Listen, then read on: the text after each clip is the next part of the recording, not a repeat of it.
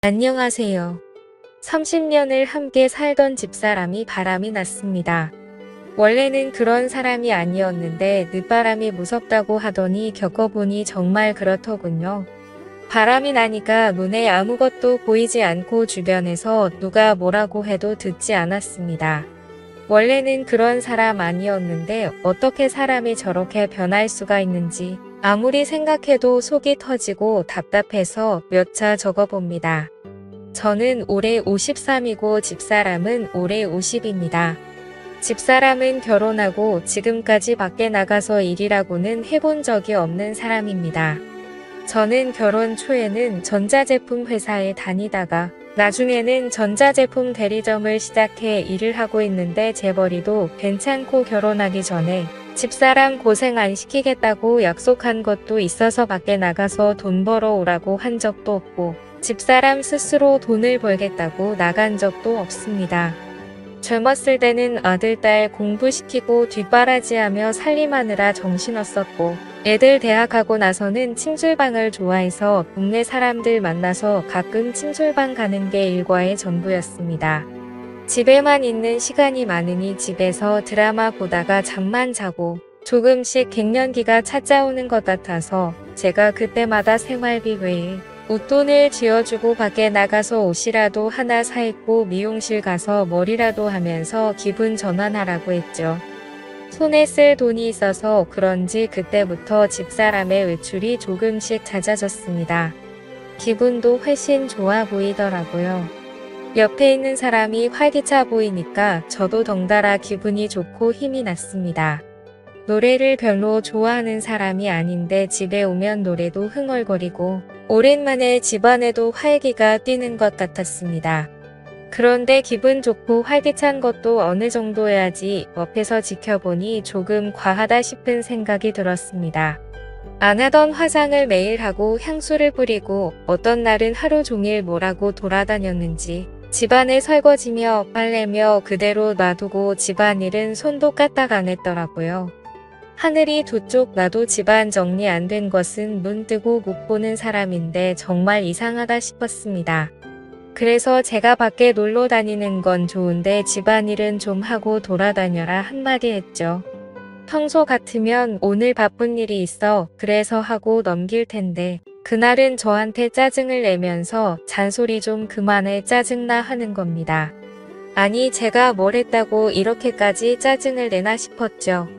그런데 그 후로도 지금까지 안 하던 이상한 행동은 계속됐습니다. 옷을 새로 사 입었는데 나이 50에 전혀 어울리지 않는 20대 아가씨들이나 입을 법한 속이 비치는 옷을 사 입지를 않나 속옷도 색깔 화려하고 민망한 것들을 사놨더라고요.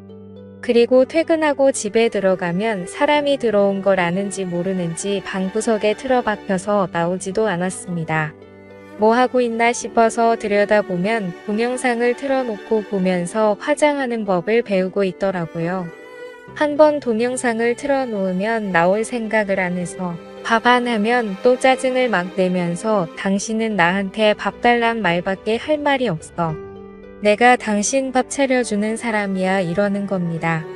그래서 저도 그날은 짜증이 나서 밥때가 되면 밥을 줘야 할 거 아니냐고 했더니 배에 거지가 들어앉았냐는 등 저러니까 어느 여자가 좋아하겠냐는 등 내가 저런 꽉 막힌 인간하고 그 세월을 살았다는 등 하더니 픽 나가버리는 겁니다. 진짜 왜 저러나 싶고 내가 뭘 잘못했나 싶고 황당하더라고요. 왜 그러는지 얘기를 하고 싶은데 집사람하고 얘기만 하면 싸우게 되고 뭘 물어보기만 해도 짜증을 내서 말도 못 붙였습니다. 그래서 주변 사람들한테 고민 상담을 하니 100년 뒤 올 때라 그럴 수 있다면서 어디 여행이라도 다녀오고 둘이 속에 있는 얘기를 좀 나눠보라고 하더라고요. 그래서 저는 집사람이랑 바닷가에 1박 2일 여행이나 다녀올까 해서 속초에 호텔도 예약해두고 맛있다고 소문난 음식점도 예약해놓고 저녁에 집에 갔죠. 그런데 저녁에 집에 들어갔는데 사람이 없는 겁니다. 전화를 해도 전화도 안 받고요. 9시가 넘어도 안 들어오고 밥통에 밥도 없길래 저는 혼자 라면을 끓여 먹고 TV를 보고 있는데 10시가 넘어서 들어오더라고요. 그래서 제가 너무 열이 받아서 어디를 그렇게 싸돌아다니냐고 저도 모르게 소리를 질러버렸어요. 그랬더니 집사람이 나는 뭐 나가지도 못해. 내가 12시를 넘겼어?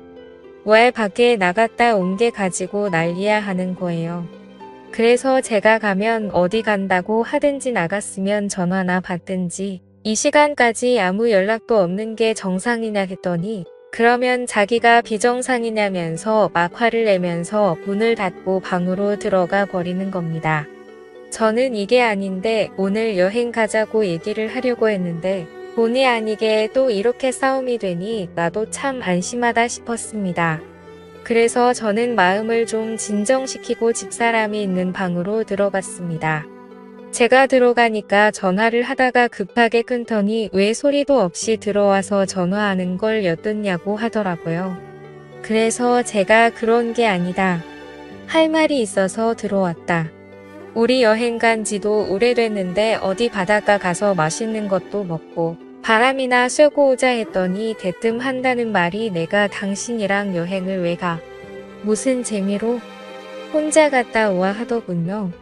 저는 너무 기가 막혀서 도대체 왜 그래? 내가 뭐 잘못한 게 있어? 섭섭한 거 있으면 말을 해. 자꾸 그렇게 짜증내지 말고 라고 했더니 당신은 잘못한 게 없어. 내가 다 잘못했으니까 이혼하자 하더라고요. 너무나 생각지도 못한 말이라 제가 혹시나 잘못 들었나 싶어서 뭐라고 뭘 하자고 했더니 이혼하자고. 나 사랑하는 사람 생겼어. 제가 너무 기가 막혀서 너 바람났냐 했더니 한다는 말이 더 가관입니다. 자기는 바람난 게 아니라네요. 자기는 뒤늦게 사랑하는 사람을 만났을 뿐이라고 하더라고요. 그래서 제가 그게 바람이 아니고 뭐냐 했더니 우리 사랑을 바람으로 부르지 말라고 하네요. 하참 이 정도면 미쳐도 단단히 미친 거 아닙니까? 외도 현장을 들킨 것도 아니고 지 스스로 남자 만난다고 자수를 하고 당당히 이혼을 하자고 하다니요. 늦바람이 들어도 단단히 들었구나 싶었죠. 그래서 제가 말했습니다. 정신 나갔어? 지금 당신 나이가 50이야. 지금 어디서 누구를 만나서 무슨 짓을 하고 다니는 거야? 어디서 이혼이고 무슨 개뿔 사랑이야? 제정신이야? 했죠. 그랬더니 오히려 자기가 더 큰 소리를 치는 겁니다. 나 미쳤어. 그러니까 이혼하자고. 나는 이날 이때까지 사랑이 뭔지도 모르고 살았어. 그냥 이 집에서 애들 뒷바라지하고 당신 밥이나 차려주고 그냥 대충 시간 때우면서 살았다고.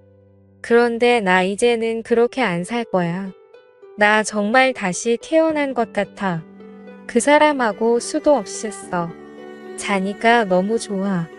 나이 50에 사랑하는 사람을 만나서 앞으로 사랑만 하면서 살 거니까 당신도 다른 사람 만나서 새 출발을 해.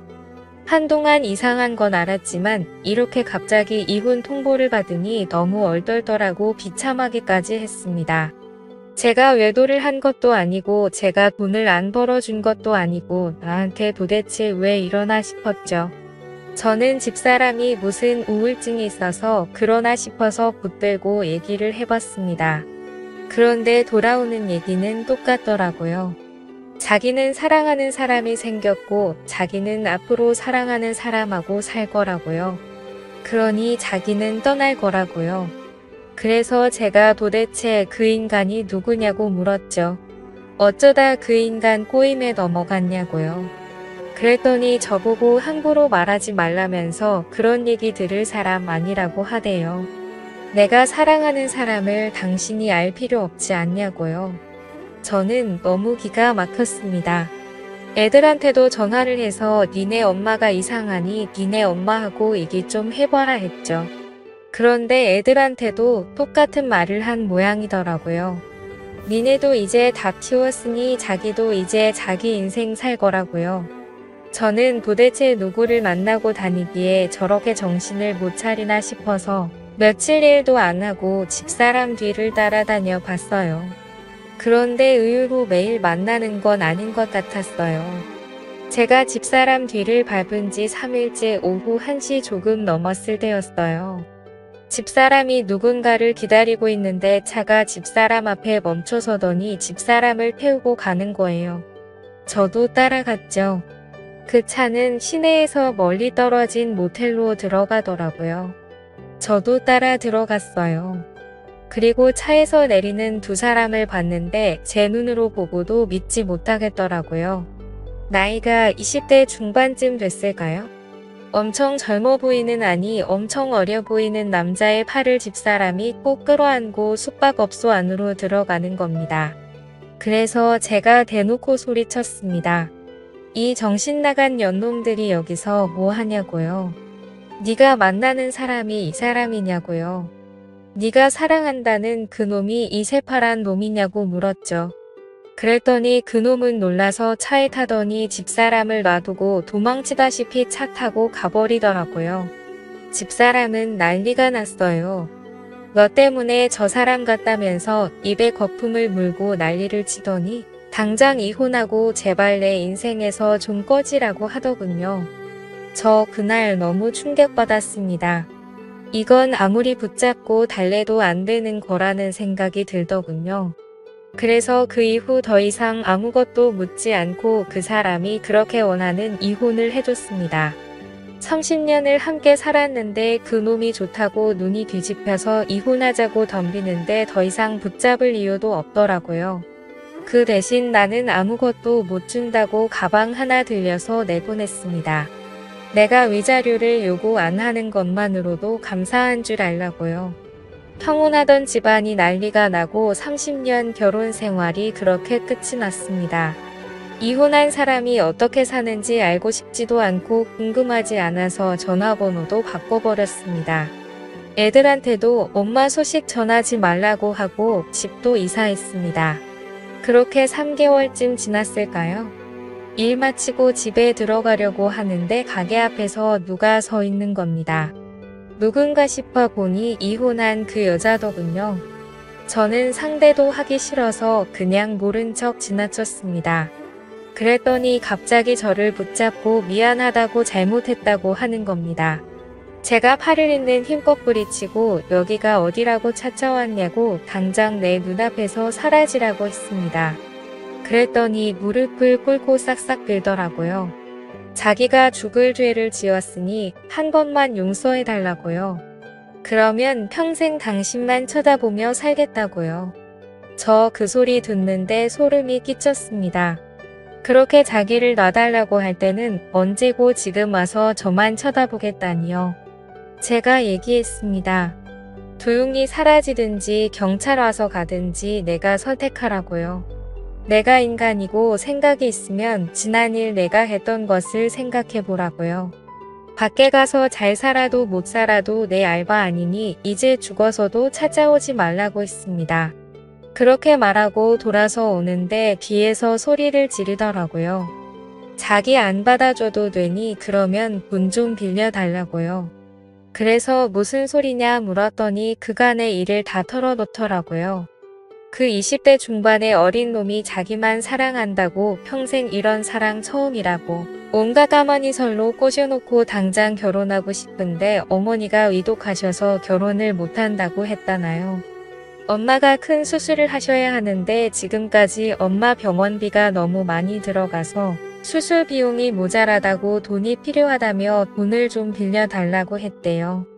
결혼하면 그 돈 꼭 갚겠다고 행복하게 해주겠다고요. 그래서 이 바보 같은 여자가 자기 앞으로 들어놓은 연금보험을 해지해서 5천만 원을 줬는데 그 뒤로는 아무리 연락해도 연락이 닿지 않더라는 겁니다. 엄마가 있다는 병원에 찾아가 보니 그런 사람은 아예 있지도 않고 그 사람이 다녔다는 회사에 전화해보니 그 회사에도 그런 사람이 없다고 했답니다. 뒤늦게 정신이 들어서 경찰서에 가서 신고를 하니 그 사람 신고한 사람이 한두 명이 아니었다고 하더라고요. 알고 보니 그 젊은 놈이 40대, 50대 여성들을 대상으로 사랑한다고 접근해서 돈을 빼돌렸던 거죠. 그렇게 걸려들어서 신고한 사람만 지금 7명이랍니다. 사기꾼인 줄도 모르고 나이 50에 사랑 타령을 하더니 완전히 탈탈 털린 거죠. 기가 막혀서 말도 안 나오더군요. 젊은 놈한테 정신이 팔려 그게 사기인지 아닌지도 모르고 노후 대책으로 넣어놓은 연금보험까지 해지하다니요. 한심하기 짝이 없었습니다. 제가 그 여자한테 얘기했어요. 네 무덤 네가 팠으니까 죽든 살든 네가 알아서 해. 다 네가 저지른 일이고 네가 받은 죄값이야. 나는 너한테 그런 돈 빌려줄 이유도 없고 너한테는 10원짜리 동전 하나도 아까우니까 2번 다시 내 앞에 나타나지 마. 그리고 나도 네 말처럼 다른 사람 만나서 제2의 인생 살 테니 다음에 남편 될 사람 찾아와서 방해하지 마. 알았어? 그 여자 눈물을 뚝뚝 흘리더라고요. 그래서 한마디 더 해줬습니다. 평생 거지꼴로 살고 싶지 않으면 그렇게 눈물 흘릴 시간에 지금이라도 정신 차리고 가서 네 몸으로 일할 수 있는 일자리나 구해보라고요. 이게 내가 네한테 해주는 마지막 충고라고요. 그리고는 저는 돌아서 와버렸습니다. 솔직히 저는 그 사랑이라는 것이 뭔지 모르겠습니다. 사랑한다고 눈이 뒤집혀서 평생을 살아온 사람한테 등을 돌리는 것도 이해가 안 되고요. 저는 한평생 한솥밥 먹으며 이런저런 얘기하며 살아가는 것이 사랑이라고 생각하는데 사람마다 사랑의 기준이 다른 모양입니다. 처음 결혼한 사람과 있는 정 없는 정 다 떨어진 채로 헤어졌지만 만약 저에게 또 한 번의 인연이 찾아온다면 앞으로 잘 살고 싶습니다.